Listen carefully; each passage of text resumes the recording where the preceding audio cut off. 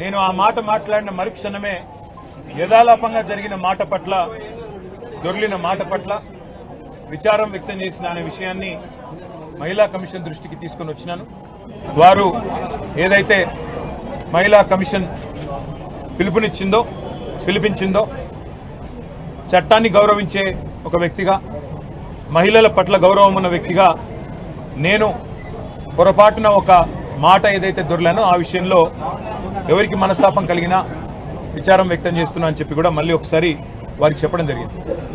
అయితే ఇక్కడ బాధాకరమైన విషయం ఏమంటే, చట్టాన్ని గౌరవించే వ్యక్తులుగా, వ్యవస్థల్ని గౌరవించే వ్యక్తులుగా, రాజ్యాంగబద్ధమైన సంస్థల్ని గౌరవించే వ్యక్తులుగా ఇక్కడికి వచ్చి మహిళా కమిషన్ ముందు హాజరు కావాలని మేమొస్తే ఈ సంఘటనని రాజకీయం చేయాలని చెప్పి మహిళా కాంగ్రెస్ కార్యకర్తలు కొంతమంది వారి అధ్యక్షురాల నేతృత్వంలో ఇక్కడికి వచ్చి మా నాయకురాళ్ల మీద దాడి చేసి పోలీసులను అడ్డం పెట్టుకొని ఇక్కడికి వచ్చిన మా మహిళా కార్పొరేటర్లను, మా గౌరవ ప్రజాప్రతినిధులను, అదేవిధంగా మా నాయకురాళ్ల మీద వారు చేసిన దాడి ఏదైతే ఉందో దీన్ని నేను తప్పకుండా, మీడియా అంతా కూడా దానికి సాక్ష్యం, ఇది తీవ్రంగా ఖండిస్తా ఉన్నాం. ఇది పద్ధతి కాదు.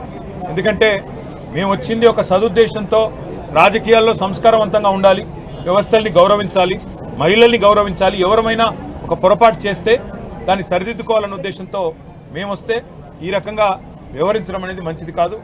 ఒకటి. రెండవది, మహిళా కమిషన్ దృష్టికి రాష్ట్రంలో సమస్యలు కూడా, అన్ని విషయాలు కూడా వారికి చెప్పే ప్రయత్నం చేశాం.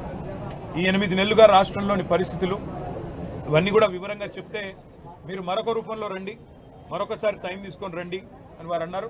అవసరమైతే తప్పకుండా మా నాయకురాళ్ళందరూ కూడా మళ్ళీ మేము కూడా అందరం వచ్చి మొత్తం చిట్టా కూడా వారికి ఇవ్వడానికి వచ్చినాం. వస్తే రాష్ట్రంలో మహిళల మీద జరుగుతున్న అత్యాచారాలు, ఈరోజు రాష్ట్రంలో ఉన్న పరిస్థితులు, వీటన్నిటిని వివరించడానికి ఇంత పెద్ద మొత్తం విషయం అంతా కూడా తీసుకొని వస్తే మళ్ళీ రమ్మన్నారు. మళ్ళీ కూడా వస్తాం, మా గౌరవం ఉంది వ్యవస్థల పట్ల.